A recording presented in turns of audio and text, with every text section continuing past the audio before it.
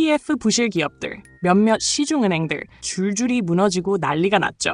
그러니까 어떻게 됐나요? 안 되겠다 하면서 다시 더 많은 돈을 찍어내서 살려줬잖아요. 그럼 마약 투여는 멈출 수 없는 게 분명한데 정부가 세금을 늘리거나 지출을 삭감하는 방법은 어떨까요? 네, 좋은 생각이에요. 만약 정치인이 국민들에게 표를 못 받고 외면당하는 걸 신경 쓰지 않는다면요. 정부가 지출을 삭감한다는 건 뭘 의미할까요? 정치인의 모든 약속이 쓰레기통으로 직행한다는 뜻이에요. 그리고 그 약속의 가장 큰 부분을 차지하는 게 바로 연금제도, 각종 복지사업, 실업수당 같은 것들이죠. 그럼 이걸 없애겠다고 선언하면 무슨 일이 벌어질까요? 정부의 디폴트, 즉 배째라 선언이 나오는 순간 우리가 마주하게 될 현실은 뭘까요? 아까 언급했던 먹튀 손님의 외상장부 기억나시죠? 국민들이 부라고 믿고 있던 종이 자산들의 가치가 순식간에 제로가 되는 거예요. 먹튀 손님에게 받을 돈이 있다고 믿고 있었는데 그게 허상이었다는 걸 깨닫게 되는 거죠. 그럼 시장에서는 어떤 반응이 나올까요? 채권 시장에서는 대량 투매 사태가 벌어지면서 이를 시작으로 주식시장, 파생상품 시장, 은행, 증권사, 보험사까지 연쇄적으로 무너지는 시나리오가 펼쳐집니다. 정치인들이 끝까지 막고 싶은 게 있다면 바로 이거겠죠. 더군다나 정치인들은 임기제잖아요? 한번 당선되면 일단 4년은 보장받아요. 그 임기 동안만 잘 버티면 돼요. 그리고 그 다음 선거철이 오기 직전에 또다시 국민들에게 돈을 찍어서 공짜로 나눠주겠다고 립서비스 하면 되죠. 아저씨가 다 공짜로 주는 거예요? 아이고 우리 애기 엄마 지원금 받아가세요. 네 감사합니다. 그러니까 망가진 돈으로 인해 지금 어떤 상황이 펼쳐졌냐면 공짜 내놔 하는 다수의 사람들이 자신들의 머릿수를 이용해서 열심히 일하고 실제 가치를 창출하는 소수의 사람들 위에 올라타서 피를 빨아먹는 구조가 되어버린 겁니다. 여기까지 듣고 야 이거 진짜 한국 큰일 났네 하시는 분들 계실 텐데요. 좀 더 정확히 표현하면 한국은 괜찮고 한국인들이 큰일 난 거예요. 한국은 괜찮고 한국인들이 큰일 난 거예요. 그게 무슨 말이야? 내가 잘 돼야 나라가 잘 되고 나라가 잘 돼야 내가 잘 되는 거지? 라고 생각하실 수도 있겠죠. 하지만 여기서 말하는 한국이란 우리 마음속에 존재하는 정체성이 아니라 실질적인 관료제, 즉 대한민국 정부기관을 뜻해요. 특정 정당을 지칭하는 게 아니라 지금 한반도 남쪽 영토를 통치하고 관리하는 주체를 말하는 거죠. 그리고 중요한 사실이 하나 있습니다. 대한민국 정부라는 이 기관은 부채의 늪에서 빠져나올 방법을 언제나 가지고 있어요. 그 방법이 뭘까요? 이미 이 채널에서도 여러 번 다뤘던 IMF 보고서, 정부 부채의 청산을 기억하시나요? 오래된 구독자분들이라면 익숙한 내용일 텐데 아직 못 들어보신 분들을 위해 간략히 설명드릴게요.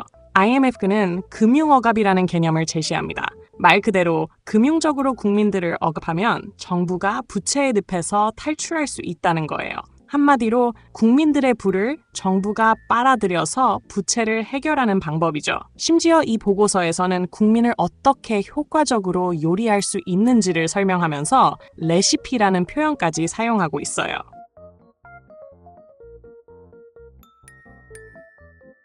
그렇다면 금융억압에는 어떤 방법들이 있을까요? 첫 번째는 국민들이 명목 화폐 원화 대신 선택할 수 있는 다른 자산들, 예를 들면 부동산, 달러, 해외 주식, 금 등에 대한 투자를 덜 매력적으로 만들거나 제한하거나 아예 차단하는 방식이에요. 1가구 1주택 규제, 각종 부동산 대출 규제, 다주택자에 대한 높은 세금, 국민 1인당 해외 송금 연간 한도, 해외 주식 매도 시 낮은 비과세 한도, 금 매수 시 부과되는 10% 부가가치세 같은 정책들이 바로 이런 역할을 합니다. 국민들이 원화 바깥으로 탈출하지 못하게 막아놓는 거죠. 두 번째 방법은 명목 화폐로 표기되는 자산이나 정부의 부채 상품 국채 등의 인센티브를 주거나 아예 강제하는 방식이에요. 대한민국 영토 내에서는 원화를 법적으로 사용해야 하고 국내 주식에 적용되는 높은 비과세 한도 역시 원화 자산에 대한 인센티브 역할을 하죠. 그리고 장기 국채를 한번 생각해 보세요. 30년짜리 장기 국채라는 것은 30년 동안 정부에 돈을 빌려주는 것과 같아요. 근데 30년 후 화폐 가치가 지금보다 훨씬 떨어질 게 뻔한데 과연 여러분은 이런 채권을 사고 싶으신가요? 아무리 친한 사람이어도 30년 동안 돈을 빌려주는 건 망설여질 겁니다. 그런데도 30년짜리 장기 국채는 불티나듯 팔려요. 왜일까요? 보험사들이 강제로 사게 되어 있기 때문입니다. 보험사들이 장기 국채를 보유하도록 규제가 짜여 있어서 어쩔 수 없이 사는 거예요. 세 번째는 금리를 낮게 찍어 누르는 동시에 물가 상승을 초과하는 지속적인 화폐 팽창을 일으켜서 정부의 실질적인 부채 부담을 줄이는 방법입니다. 이 방식이 어떤 결과를 가져오는지는 우리가 이미 충분히 설명했으니 더 말하지 않아도 아시겠죠?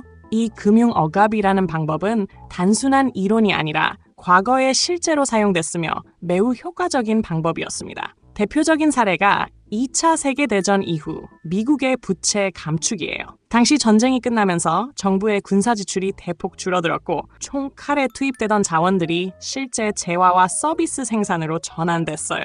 여기에 더해 금 같은 실물 자산에 대한 억압과 몰수, 그리고 경제 재건을 명분으로 한 대규모 화폐 팽창이 일어났죠. 그 결과 미국의 GDP 대비 부채 비율이 130%에서 80%로 급감했습니다. 하지만 그 과정에서 미국 국민들의 부가 정부로 이전된 것은 두말할 필요도 없습니다. 이제 보이시죠? 정부는 부채 문제를 해결하는 방법을 알고 있고 그 해결책은 언제나 국민들에게서 돈을 가져오는 것입니다. 이 부분은 내가 얘기할게. 자, 그러면 구독자들에게 물어본다. 이 금융억압 레시피를 2025년 지금 그대로 쓸 수 있을까? 금융억압을 안 쓰진 않을 거다. 쓰긴 쓸 거다. 그건 걱정 안 해도 된다. 근데 문제는 2차 대전 이후에 이걸 성공적으로 써먹었던 그 시절과 지금은 완전히 다르다는 거야. 그때는 어땠냐? 전쟁이 끝났으니까 정부 지출을 대폭 삭감할 수 있었고 전쟁하느라 다 죽어나가던 나라들이 이제 그만 싸우고 소를 키우자 하면서 본격적으로 실물 GDP를 늘릴 수 있는 환경이 조성된 거야.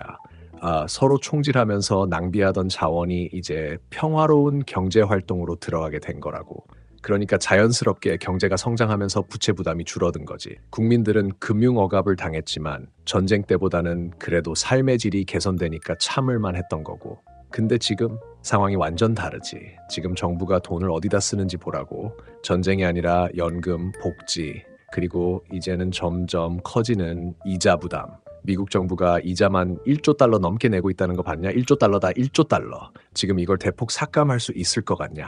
아니지. 절대 못 줄인다. 이걸 줄이겠다고 선언하는 순간 연금 타면서 겨우 살아가는 노인들이랑 실업수당 받으면서 하루하루 연명하던 사람들이 직격탄 맞고 정부 부채에 깊숙이 엮인 금융 시스템이 통째로 무너지는 거야. 그러면 정부가 할 수 있는 선택지는 뭐겠어? 답은 정해져 있지. 더 빡센 금융 억압. IMF도 계속 그걸 주문하고 있잖아. 국민들 돈을 어떻게든 더 효과적으로 빨아먹을 방법을 찾는 수밖에 없다고. 글로벌 분업을 통한 경제 성장? 그건 더 기대하기 어려운 게 지금 전 세계가 서로 벽 쌓고 블록화되고 있는 거 안 보이냐? 미국, 중국, 러시아 할 거 없이 각자 따로 놀고 있고 그러다 보니 생산성은 점점 더 말아먹고 있는 상황이야. 여기까지 들으면 정부가 어떤 카드라도 써야겠구나 싶지? 그럼 더 극단적인 방법 하나 알려줄까? 바로 화폐 개혁이다. 쉽게 말해서 지금 쓰고 있는 돈을 폐기하고 새로운 돈을 찍어내면서 정부 부채를 싹 날려버리는 거야. 이런 게 현실에서 가능하겠냐고? 근데 역사적으로 이미 여러 번 실행됐어. 1948년 독일에서 라이스마르크를 도이치마르크로 바꿀 때 어떤 일이 벌어졌는지 아냐? 딱 60마르크까지만 1빌로 교환해주고 나머지는 10분의 1로 바꿨어. 네가 100만 원을 갖고 있었다고 치자. 그러면 6만 원까지만 1대1로 바꿔주고 나머지 94만 원은 9만 4천 원으로 바뀌는 거야. 근데 여기서 예외가 있었어. 뭐겠냐? 당연히 은행들이 들고 있던 국채는 1대1로 보존해줬다고. 이게 뭘 의미하냐? 국민들이 가진 현금은 전부 다 휴지 조각 만들고 정부가 진 빚은 깔끔하게 정리하는 거야. 그리고 여기에 더해서 실물 자산에도 50% 재산세 때려서 정부가 부채 탈출하는 데 성공했지. 물론 국민들 등골은 부러졌고 이게 독일만 그런 줄 알지? 2013년 키프로스에서는 은행이 부채 감당 못하겠다고 하니까 예금자 돈을 강제로 깎고 대신 은행 주식을 나눠줬다. 즉 국민들 돈으로 은행 부채를 덮어씌운 거야. 이 원리는 한결같아. 배째라. 나 빌린 돈 안 갚는다. 니들이 대신 갚아라. 내가 독점하고 있는 명목화폐 시스템 유지해야 하니까. 여기서 니들이 누구겠냐? 우리 같은 평범한 사람들이야. 우리가 내는 세금, 우리가 가입한 연금, 우리가 들고 있는 명목화폐로 자산들의 가치를 날려버리면서 정부는 자기 빚을 해결하는 거라고. 그리고 이제는 우리 세대도 이걸 감당 못할 정도가 됐으니까 이젠 아예 우리 자식들한테 떠넘기고 있는 거다. 지원금 받아가세요. 네, 감사합니다. 우리 꼬마 친구가 나중에 다 갚을 돈이에요. 저기 어른들 받은 거에다가 이자까지 팍팍 쳐가지고 우리 꼬마 친구가 다 갚아줘야 돼요. 제가요? 당연하죠. 세상에는 공짜가 없어요. 우리 꼬마 친구 갚아줄 거죠? 싫어요. 이 훌륭한 어린이가요 나라비 다 갚아준답니다. 그러니 맘 놓고 펑펑 쓰세요. 펑펑. 꼬마야 용돈 고맙다. 어서 훌륭한 현금 인출기가 돼야 된다. 덕분에 아저씨가 오늘 밤 소고기를 먹을 수 있겠어. 어서 세금 많이 내고 촉 빠지게 일해줘. 엄마 이게 뭐야? 그러면 앞으로 정부가 뭘 할 것 같냐? 연금과 복지를 줄이겠냐? 실물 자산에 세금을 왕창 때리겠냐? 화폐 개혁을 통해 빚을 싹 리셋하겠냐? 아니면 그냥 인플레이션이라는 조용한 세금으로 국민들 피를 빨아먹겠냐? 어느 하나가 아니라 전부 다 쓸 거다. 한 가지만 선택하는 게 아니라 상황에 맞게 여러 개를 섞어 쓸 거다. 그리고 그 결과는 더욱 심해지는 부의 양극화, 점점 첨예해지는 사회 갈등, 더 강력해지는 정부 권력, 더 심해지는 감시와 통제, 가족 해체는 가속화. 이게 우리가 가고 있는 길이다. 이제 좀 감이 오냐? 이거 그냥 책에서 읽고 넘어갈 일이 아니라고. 너도 나도 우리 부모님도 우리 자식들도 이 정부가 뿌레더미 빚더미 위에서 허우적대고 있다는 걸 이제는 알아야 한다. 그럼 이 미친 시스템에서 빠져나오려면 어떻게 해야 할까? 대답은 너무 명확한데 그걸 아는 사람은 너무 적다는 게 문제다. 오빠는 이제 조용히 해. 거기까지. 네, 뭐 이렇게 듣고 있자면 빡치는 게 이해 안 되는 건 아니에요. 하지만 이런 어두운 얘기만 하면 안 되겠죠? 이제 좀 밝은 얘기로 넘어가 볼게요. 이 모든 것들에도 불구하고 저는 희망을 봅니다. 그래서 이 책을 쓴 거예요. 아브라함 링컨이 했던 말이 있죠. 약간의 사람들을 영원히 속이는 것은 가능하다.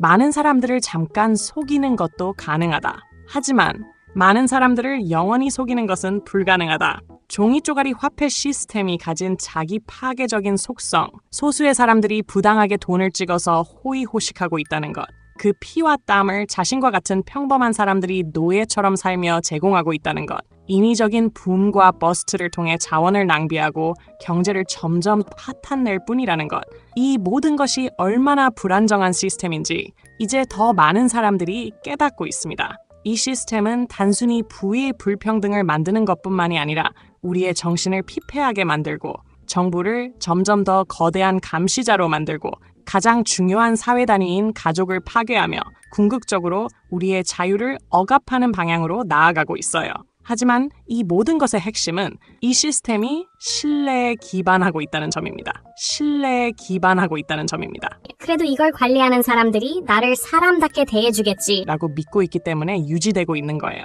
그런데 그 신뢰가 사라지면 어떻게 될까요? 네, 그 어떤 레시피도 더 이상 통하지 않게 됩니다. 그리고 그렇게 될 때 강제적인 화폐 개혁이 아닌 진정한 화폐 개혁, 자연스러운 화폐 개혁, 화폐 르네상스가 이루어질 겁니다. 나쁜 돈이 아닌 좋은 돈이 등장하는 거죠.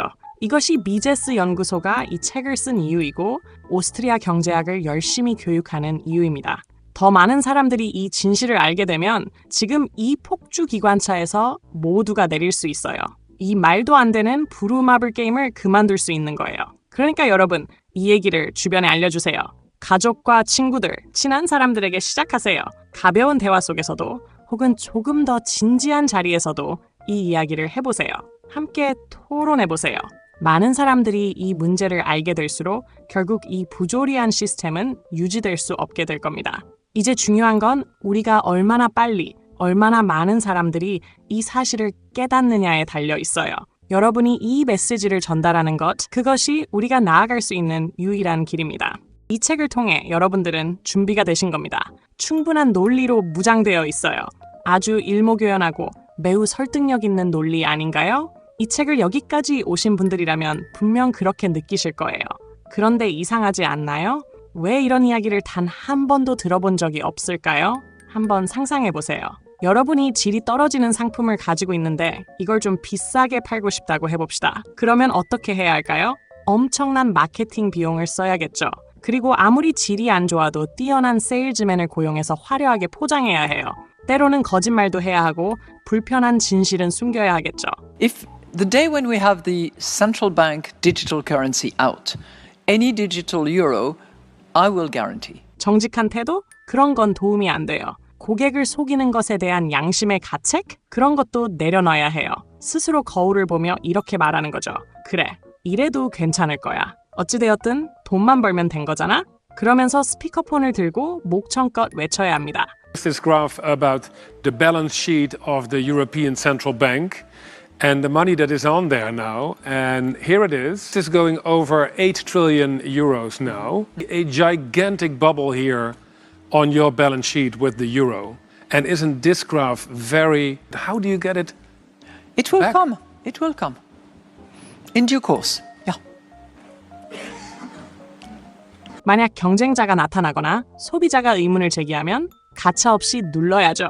Sorry, that bitcoins will not enter the reserves of any of the central banks of. 그런데 반대로 만약 여러분이 정말 질 좋은 상품을 가지고 있다면 어떨까요? 사기칠 이유가 없습니다. 오히려 사기를 치는 것이 독이 됩니다. 중요한 건 상품 자체의 질이고 그에 대한 평판이에요. 누가 뭐라고 해도 신경 쓸 필요가 없어요. 거울을 보면서 양심 삐뚤어진 스스로를 달랠 필요는 더더욱 없고요. 결국 시간이 지나면 시장은 냉정한 평가를 내릴 테니까요. 지금까지 이야기한 종이 화폐 시스템, 그리고 그걸 옹호하는 경제 이론과 프로파간다는 질이 떨어지는 상품이에요. 나쁜 돈이니까요. 이 나쁜 돈을 유지하려면 이걸 관리하는 사람들은 필사적으로 마케팅을 해야 합니다. 다시 말하면 사기라 이겁니다. 아니 그 비트코인이 사람들이 의문을 갖지 않도록 해야 하고 정부 개입이 꼭 필요하다는 믿음을 퍼뜨려야 하죠. 독점 기업이 가장 두려워하는 게 뭔지 아시죠? 네, 바로 경쟁자입니다. 경쟁자가 등장할 조짐이 보이면 발작 버튼이 눌립니다. 무시하고 공격하고 어떻게든 제거하려 들죠. 유진 파마 교수는 10년 안에 비트코인 가치가 제로가 될 가능성이 크다는 전망을 내놨습니다. 처음엔 저건 별거 아니야 하고 무시하고 여론을 돌립니다. 그러다가 점점 커지면 저건 나쁜 거다, 범죄에 사용된다 등의 가짜는 이유를 붙여 비난하죠. Pointed out the only true use case for it is criminals, drug traffickers, anti-money laundering, tax avoidance. 그리고 나중에는 이건 정의롭지 못하다, 없애야 한다라고 하겠죠. 저도 여기서 솔직히 인정할 점이 있어요. 네, 이 책도 여러분께 뭔가를 마케팅하는 셈이에요. 그리고 제목도 꽤 자극적이죠. Blind Robbery, 눈 뜨고 코 베어가는 정부와 중앙은행. 사실 좀 더 정직한 제목을 붙이려면 오스트리아 경제학파의 화폐 이론 정도였어야 했습니다. 근데 말이에요. 솔직히 말해서 그런 제목이었다면 여러분 중 몇 분이나 이 책을 집어들었을까요? 이 정도의 어그로는 필요했다고 생각합니다. 어쨌든 덕분에 여러분 손에는 무기가 쥐어졌어요. 논리라는 무기요. 이제 여러분은 오스트리아 경제학의 화폐 이론과 경기 변동 이론을 이해하게 되셨습니다. 열등한 상품을 파려는 세일즈맨들에게 더 이상 속지 않을 준비가 되신 거예요. 자화자찬 같지만 책에서 소개된 이 논리들은 주류 경제학의 온갖 어려운 용어, 복잡한 그래프, 끝없는 지표 분석에 비해 훨씬 직관적입니다. 사람들은 대체로 경제학을 어렵다고 느끼죠. 경제학? 이건 너무 어려워. 난 모르겠어. 하지만 이 책에 소개된 이야기를 들으시면서 어려운 경제학 수업을 듣는다는 느낌은 거의 없으셨을 거예요. 요상한 수식 같은 건 아예 없었고요. 자연스럽게 누구나 직관적으로 이해할 수 있는 내용입니다. 그 이유는 오스트리아 경제학에서 가장 기본으로 삼는 것이 바로 인간 행동이기 때문이에요. 인간 행동이기 때문이에요. 우리 모두는 인간이고 각자 나름의 동기를 가지고 행동합니다. 이것이 오스트리아 경제학이 모든 것을 바라보는 출발점이에요. 주류 경제학과의 가장 큰 차이점도 바로 여기에 있습니다. 케인즈 경제학, 거시 경제학, 계량 경제학은